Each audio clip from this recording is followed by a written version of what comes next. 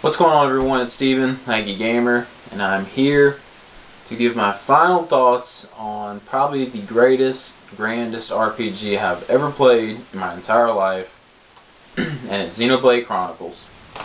This probably isn't going to be a normal discussion like I normally do. This is fresh in my mind, so if I don't go over normal stuff I normally do, it's just because I'm in such awe of this game. I've heard a lot of negativity about it, and mostly positive stuff, but then some negative things. But all I have to say about it is nothing but positive things. I love this game. I'm not sure. I haven't conquered. I've maybe beaten 20 RPGs in my entire life. I'm really starting to get into it for the past year or two, and this is number one on the list right now for me. Out of all the RPGs I've played and beaten, this game is number one. There's nothing can compare to it. The story, the setting, everything is just amazing. The graphics it's pumping out for this bad boy, it's off the charts. I have nothing but great things to say about this game. But I did an early impressions video on it. If you haven't seen it, go check it out. I touched on the combat and the battle system and stuff in that one, so the battle system's pretty much the same still. So if you want to figure out about the battle system and everything, I got some good tips and stuff in the first impressions video, so I won't go too much into it now. All I can say is with the battle system, just to put more into it, is just you get to unlock more characters later on throughout the game, and some characters work better in other situations than others, so kind of look through their techniques and battle techniques to try to help you out on your journey. So if you want to hear about Battle, like I say, go back to that other video. But as far as this one, I just want to talk about the story and just how great it was, and just the environments, the other environments I got to discover throughout the game. I just can't get the story out of my head. This was one of the greatest tales that I'm honored to have been able to witness and be a part of this tale in this game, because I've never seen anything like it or seen a tale like this. And I've beaten a Final Fantasy game, I've beaten all these games, other RPGs, but this story is just, it's so gripping, and this has spoilers in it. I'm sorry, it probably will, but I'll try to keep it as brief as I can. But this story, it goes from just this kid in this small colony, and like other games, just conquering to be this hero, but he's got other things that's kind of driving him. He meets this young lady, Fiora. Bad things happen, so he wants to strike out for revenge for her, go get her. And as you're along the way, you're meeting all these other characters who, they really do bring a whole new element to the game and the party. Ryan, his best bud, he's always got his back through thick and thin, and even when Shulk's still blowing him off, like, hey, maybe I shouldn't tell everyone what's going on, he's still there. He's still got his back, and he's there fighting with them. And then you go on to meet other characters throughout the game. Charla, at times, kind of turns into a love interest for Ryan. Dunban, you'll see him at the beginning. Eventually he joins your party. He's got great leader aspects to him, really helps push Shulk throughout the game. You meet another girl, Melia, from High Entia, your mage caster type. Ricky and Nopon, he's a little bit of everything. Ricky's like your all-in-one man. But and who else do you got? And then you have who I'll just call Seven, who eventually joins your party as well. And all these characters bring great aspects to the game. Their personalities are great. Even the bad guys. You can't have a good hero-villain tale without having some excellent bad guys. And the game starts off small, as you just think you're going to go face these machines that have harmed your colony. So you're just going out to go after these machines. But the scale just keeps getting bigger and bigger and bigger. And it gets to the biggest scale you can possibly get. You go from wanting to beat these machines to beating this one machine who was a faced mechon, and to beating the people who's making the faced mechons, and to conquering mechanists the whole thing that the whole land that the Mechons live on, to pretty much saving the whole, depending on how this game puts it, the world or your planet you're on. But it just keeps growing and growing and growing and growing. And it goes through smooth transitions. It's not like it's very long-winded and the cutscenes and everything. Everything is just piecing together so perfect. And the stuff at the beginning doesn't feel like, well, why am I doing this? I should just went to here right from the beginning. Well, you didn't know about this stuff from the beginning. You're just figuring things out while you're going along. You just lived in this little colony. You didn't know what was going on out in the outside world. So just from the steps it took from getting small to grand was amazing.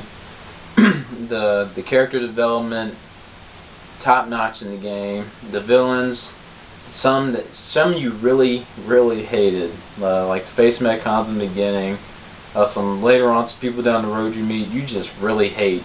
Kind of like the one of my favorite villains in a movie who you extremely hate, the Patriot with Mel Gibson. The bad guy in that one, oh, like you wanted him dead. It's kind of, there's people in this like this game that just drive you to want to just get your revenge on them. So that's a great pushing point into the game. Now I'm probably going to be rambling a lot, but I'm sorry. But like I said, I just finished this game and the story stuck in my head. The ending, just everything was so perfect with the ending, and it's really one of the greatest stories. It's hard to explain without really spoiling everything, and I don't want to do that. But if you want to see more details on the story that kind of has some spoilers in it for you, go check out Dustin Christ, his final thoughts, impressions on the game.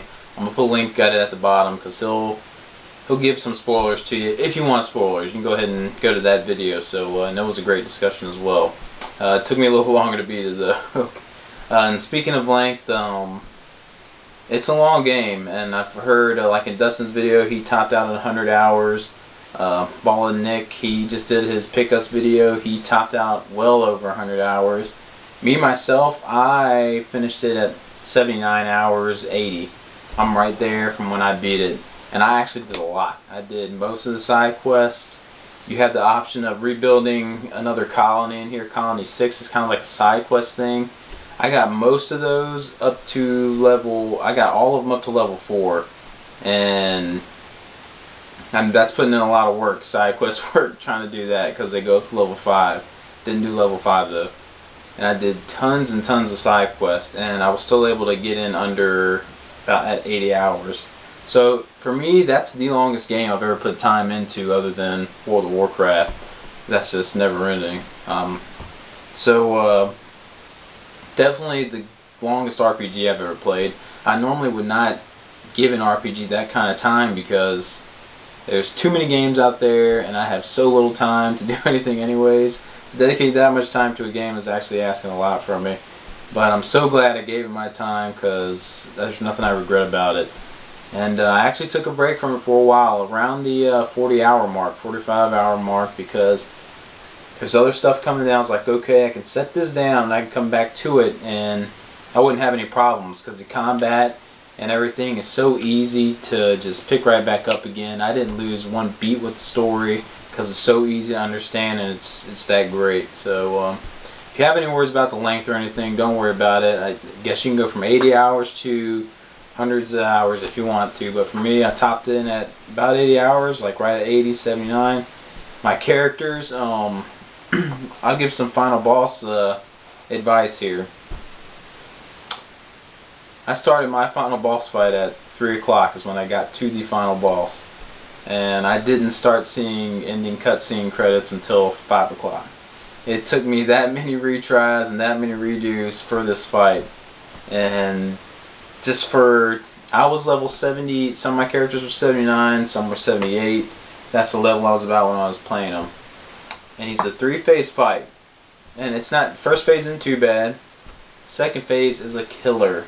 It is a pain in the arse. So do yourself a favor. If you want to power level up some more, I was able to, once you figure out the party, which I'll give you a hint on what the party is, and that I did it in 3, 2, 1. The party I used, I played as Shulk, and I used Charlotte for my heals, and I had Ricky in there too. because he had high HP, he has good defense, and he also has heal spells and some good heal spells, some good dots to lay down on the boss. That was my first time playing with that party setup. I never used Ricky until that fight, and when I put him in there, I won the boss fight. So just make sure you have that. Make sure your HP's pretty good on your characters. Shulk, when I was at 78, I was tipping 48 something on my HP, 4,800 HP. I had to slap in a good HP gem in there just to get my health above 5,000, and that helped a lot because the boss hits hard, and you're gonna want your characters alive, and you're gonna need Shulk's his side heal that he does to kind of help with healing as well. Very healing intensive fight for me. If anyone else has any other strategies out there, please put it out there for people to have, because I had to look up online to see if anyone had any advice for this boss, because I was getting so ticked, and it wound up I come up figuring out my own thing, because no one even searching on GameFAQs and stuff didn't really have a good strategy for the fight. So if anyone wants any help or anything with it, go ahead and message me. I can try to help you the best I can. But once I switched up to that party, it was all game, and the final boss was down, and credits were rolling.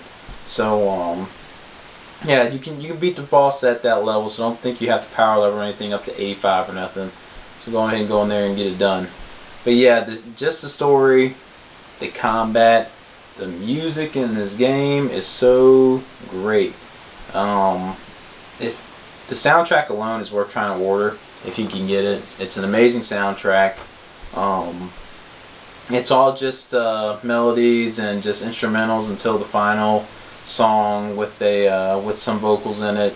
And even if you watch Dustin's video, it's like he says, when I was just listening to that track without the end scene happening, but there was real no emotional attachment to it. But when you see this ending scene with that music in the background, the stuff that's taking place in it, it's just everyone being happy. And after this, so much horror and darkness going on through the game, things just started getting, another thing through the game, I don't know if anyone, start off in these nice, wonderful environments, colorful, bright. As you're progressing, things just tend to get a little bit darker, and darker. You get on Mechonis, and it is just dark and brown and grays everywhere. Kind of like a sense of the atmosphere you're in. Just kind of seems like the road you're headed on, it's not gonna. There's no light at the end of it. It just keeps getting darker. Even the final battle, spoiler, in space, nothing but darkness up there. So it's a lot of symbolism and great stuff in the game to get underneath the roots of. So if people are good at interpreting stuff like that, it's one of those games that's all for you. But I know I'm just rambling and stuff here, but just the game was so fantastic. I hope this video isn't too much of a pain for anyone to watch, but do yourselves a favor, play this game. It is one of the greatest games. It's probably going to go down as one of the greatest RPGs of all time. For people having trouble or complaints with saying they don't like the battle system and everything, I'm sorry to hear that. I thought it was wonderful. Do yourself a favor, if you're not like playing with Shulk, mix it up. Play with different characters. Play as a healer. Play as the tank. Just mix it up a little bit. Maybe you'll find someone that you really enjoy playing with, and the battle system won't be that bad for you. And people complain about the length. That's another thing. Just it's one of those games. A lot of people, you should know going into it, it's that kind of game. But it's time well put in, well deserved. At the end, you'll unlock a New Game Plus, and I'm very tempted to want to do a New Game Plus sporadically, a New Game Plus playthrough sporadically throughout this year. So just try to get the best gear and equipment I can. And there's still some a level 120 and stuff optional bosses you can go out there and get. So it'd be really cool to try to down them. But anyway, visually stunning, amazing graphics on the Wii. You'll get some slowdown, little hiccups, but that's when you got these massive battles going on. Don't worry about that. Characters are top notch. They're wonderful. The storyline is one of the greatest storylines you'll ever get in any RPG. I wish there was a nice book on it, because I would surely sit down and read that book as well for it. And just the music, everything's great with this game. Do yourself a favor, go out and get this game. I loved it. If I can love an RPG like this, anyone can love it. So anyways, those are some final brief thoughts on the game. You know, it wasn't too brief. Those are some final thoughts on the game. Go out, give it a try. It's like a gamer, lagging out.